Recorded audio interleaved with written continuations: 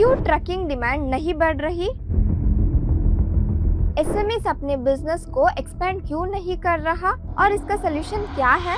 India में road पे चलने वाले 80% ट्रक छोटे फ्लीट ओनर्स का होते हैं जिनके पास 5 से कम ट्रक्स होते हैं। ये ट्रक देश भर में सामान ले जाती है और सप्लाई चेन को जिंदा रखता है। ई कॉमर्स बढ़ रहा है, नया इंफ्रास्ट्रक्चर आ रहा है, फार्मिंग आउटपुट भी बढ़ रहा है, फिर भी ट्रकिंग डिमांड गिर चुका है। छोटे फ्लीट ओनर्स ना ही नया ट्रक खरीद रहे हैं, ना ही बिजनेस अपग्रेड कर रहे हैं जैसे पहले करते थे। ये बड़ी प्रॉब्लम है क्योंकि इससे पूरी भारत का गुड्स मूवमेंट अफेक्ट होती है। एमएसएमई शिपर्स जो इंडिया के जीडीपी का 30% से ज्यादा कंट्रीब्यूट करते हैं और 111 मिलियन लोगों को काम देते हैं, वो मुश्किल बिजनेस एनवायरनमेंट में अटके हुए। लॉजिक्स बाय एफआर8 से आपका स्वागत है।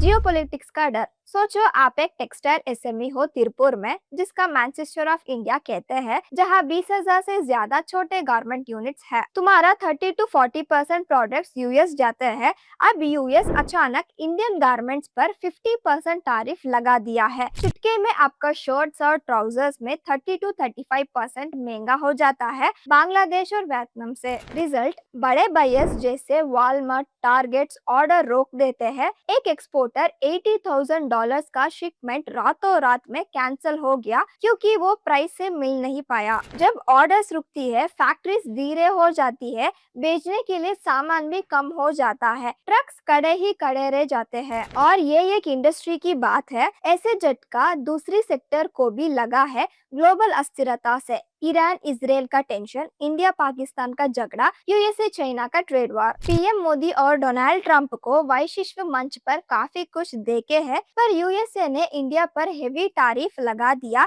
जैसे फ्रेंडशिप डे गिफ्ट दिया हो। ले ऑफ सिर्फ जॉब को नहीं डर देते, बड़ी कंपनीज में ले ऑफ नया बात नहीं है। जैसे टीसीएस इंडिया के सबसे बड़ा आईटी कंपनी है, उन्होंने 12,000 से ज्यादा लोगों को ले ऑफ किया, ज्यादातर experienced and high paid staff को। ये अडॉप्शन की वजह से। जब ऐसे ले ऑफ होते हैं, लोग कम खर्चा करते हैं, उपभोग गिरते हैं, बिजनेसेस कापेक्स डिले कर देते हैं, factories, warehouse, equipment update postpone हो जाते हैं, प्राइवेट इन्वेस्टमेंट स्लो हो जाता है। बैंक्स का सेफ खेलना, पास्ट में हुई बैड लोन्स का अनुभव और 2017-18 एस बैंक क्राइसिस के बाद बैंक्स को बहुत चेतावना हो गया है। आरबीआई ने इंटरेस्ट रेट कम किया है। बैंक्स के पास पैसे भी है, लेकिन वो एसएमईज को उग्राटा के साथ लोन नहीं दे रहे क्योंकि उन्हें एनपीएस नॉन परफॉर्मिंग एसेट का डर है। बैंक सोचती है कि छोटी बिजनेसेस रिस्क होती है, अगर बिजनेस फेल हुआ तो लोन एनपीए बन जाएगा